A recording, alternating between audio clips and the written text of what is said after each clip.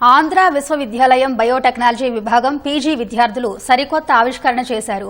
మహిళల నెలసరి సమయంలో వ్యర్థంగా పోయే రక్తం నుంచి ఎండోమెట్రియల్ స్టెమ్ సెల్స్ ను వేరు చేశారు. వాటి ద్వారా 3D ప్రింట్ను విజయవంతంగా పూర్తి చేశారు. ఈ పరిశోధన ఆధారంగా భవిష్యత్తులో 3D ఆకారంలో అవయవాలు అభివృద్ది చేసే అవకాశం ఉందంటున్న విద్యార్థులు, వారికి మార్గనిర్దేశం చేసిన డాక్టర్ రవికిరణ్తో ఈటీవీ ప్రత్యేక ముఖాముఖి.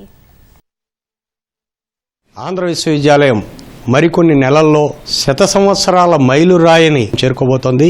ఇదే సమయంలో ఆంధ్ర విశ్వవిద్యాలయం విద్యార్థినులు, ప్రత్యేకించి ఎంఎస్సీ బయోటెక్నాలజీ చేస్తున్న మైథిలి, ఇందు, వీరిద్దరూ స్టెమ్ సెల్స్లో 3D ప్రింటింగ్ని సాకారం చేశారు. పేటెంట్కి కూడాను వాళ్ళు దాఖలు చేయడం జరిగింది. మైథిలి, మీరు చెప్పండి, మీరు చేసిన ప్రక్రియ ఏంటి? ఫీమేల్స్ అనే వాళ్ళు ప్రతి మంత్ పీరియడ్స్ అవి అవుతారు కదా. సో పీరియడ్స్ టైంలో మనకు మెన్స్ట్రల్ బ్లడ్ అనేది వస్తుంది.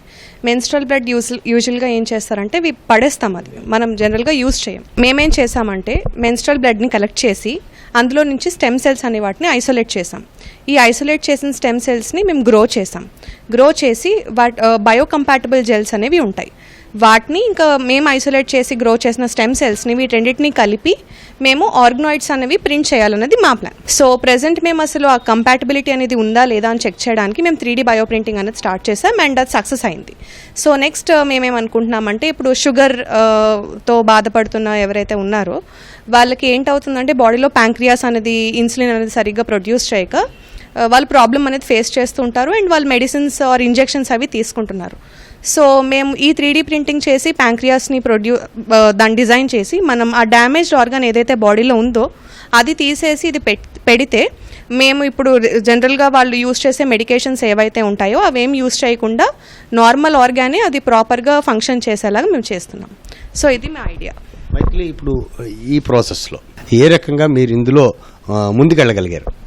అంటే ఇనీషియల్గా స్టెమ్ సెల్స్ ఐసోలేషన్ అనేది యూనిక్. అంటే స్టెమ్ సెల్స్ అనేది జనరల్గా అడల్ట్ స్టెమ్ సెల్స్ అని, లేదంటే అంబ్లికల్ కార్డ్ నుంచి కానీ తీస్తారు, లేదంటే బోన్ మ్యారో నుంచి తీస్తారు. ఇవి ఏవైతే ఉన్నాయో ఇవి కొంచెం పెయిన్ఫుల్ ప్రొసీజర్స్ అనమాట. సో మేమేమనుకున్నామంటే వెల్త్ ఫ్రమ్ వేస్ట్, అంటే మెన్స్ట్రల్ బ్లడ్ ఏదైతే ఉంటుందో అది యూజువల్గా పడేస్తాం కదా. సో అందులో నుంచి స్టెమ్ సెల్స్ ఐసోలేట్ చేయడం అనేది first concept. Next 3D bio printing అన్నది చేశారు, కానీ స్టెమ్ సెల్స్ యూజ్ చేసి చేయడం అనేది కూడా ఇంకొక ఆలోచన అనమాట. సో వీటి రెండింటిని క్లబ్ చేసి ఆర్గనాయిడ్స్ ప్రింట్ చేయడం ఈస్ ఆర్ ఫైనల్ థాట్. ఈ ప్రాజెక్ట్లో మీ కొలీగ్ గురించి నుంచి సో తిన పేరు ఇందు. తిను కూడా నాతో పాటే she's my classmate, she's my friend from MSc biotechnology. 3D printing అనే ఆలోచన నీకు ఎట్లా వచ్చింది?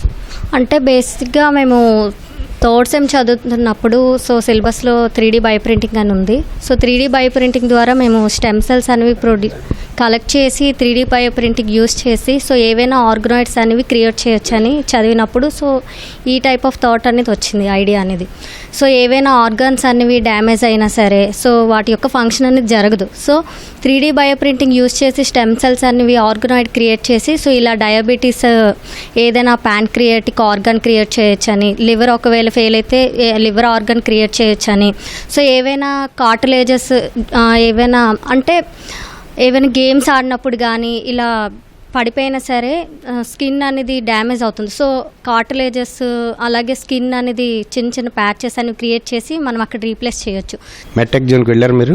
మా డిపార్ట్మెంట్ వాళ్ళు ముందు మాకు టూర్కి తీసుకువెళ్ళారు థర్డ్ సెమ్లో. సో అక్కడ మేము 3D బయో ప్రింటింగ్ అనేది చూసాం. సో 3D బయో ప్రింటింగ్ ద్వారా వాళ్ళు ఇయర్ అనేది ప్రొడ్యూస్ చేశారని కూడా చూసాం. సో అందువల్ల సో ఇక్కడ 3D బయో ప్రింటింగ్ అనేది అక్కడ మెటెక్ జోన్లో జరుగుతుందని తెలిసి సో మా సార్తో కోలబరేషన్ అయ్యి సో సార్ అక్కడ కాంటాక్ట్ చేసి సో ఇలాగా క్రియేట్ చేయొచ్చని వాళ్ళ సహకారంతో మేము చేస్తున్నాం. మీకు ఎదురైన సవాళ్ళు ఏంటి, వాటిని మీరు ఎట్లా అధిగమించారు? మేము ఈ ఐడియా ఇద్దరం కలిసి చెప్పినప్పుడు పుష్ చేసి మాకు ఫ్రంట్కి తీసుకువెళ్ళి సో మెటెక్ జోన్ వాళ్ళతో సార్ కోలబరేషన్ అయ్యి సో ఇవన్నీ నడిపించారు. సో అక్కడ కూడా 3D బయో ప్రింటింగ్ మేము చేస్తున్నప్పుడు ఏవేవి చేయలేను కూడా మేము తెలుసుకున్నాం. చాలా దాదాపు 1 year అయింది దీని మీద వర్క్ చేస్తున్నారా?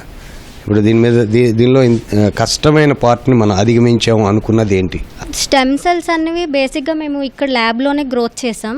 సో ఇక్కడ ఏంటంటే CO2 ఇంక్యుబేటర్ లేదు. సో CO2 ఇంక్యుబేటర్ లేకపోయినా సో మేము ఇక్కడున్న ఇంక్యుబేటర్లో కొన్ని టెంపరేచర్స్ ద్వారా అవి క్రియేట్ చేసాం స్టెమ్ సెల్స్ అనేవి. సో బేసిక్గా అది మెయిన్. వాళ్ళు ప్రధానంగా ఎదుర్కొన్న ప్రాబ్లమ్స్ని మీరు ఎట్లాగా వాడికి గైడ్ చేసి దాన్ని పరిష్కరించగలిగారు? సో ఈ స్టెమ్ సెల్స్ని మనం మెన్స్ట్రువల్ వేస్ట్ నుంచి తీయడం అనేది ఇట్స్ వెరీ బిగ్ ఛాలెంజ్ అండి. ఎందుకంటే ఈ మెన్స్ట్రువల్ వేస్ట్ నుంచి మనం ఐసోలేట్ చేసినప్పుడు అందులో బ్యాక్టీరియాలు ఉండొచ్చు, వైరస్లు ఉండొచ్చు, ఫంగస్ ఉండొచ్చు, అంటే ఇట్ డిపెండ్స్. కాబట్టి ఏంటంటే మనం ఐసోలేట్ చేసినా కూడా ఆ సెల్స్ యాక్చువల్గా సర్వైవ్ అవుతాయా లేదా అనేది మనకి 100% గ్యారంటీ లేదు.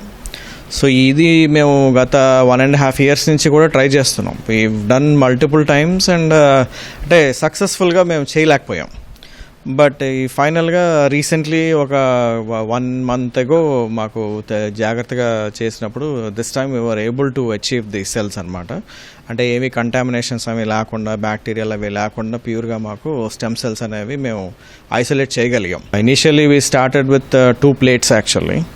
సో ఇప్పుడు కనీసం 25-30 plates దాటేసాం. సో గ్రో చేసాం మేము. Now we are thinking about what are the applications of these cells, how do we use these cells, that is the next step అనమాట. సో ఈలోగా Indu wanted to do 3D bioprinting, so we thought, we will use some of these cells to see, whether it is possible. అంటే అసలు ఇది work అవుతుందో లేదో కూడా మాకు guarantee లేదు. బట్ ఏంటంటే luckily we were able to follow the right protocols and AMTZలో బయో వ్యాలీ వాళ్ళ సహకారంతో we were able to achieve this first 3D bioprinting with stem cells.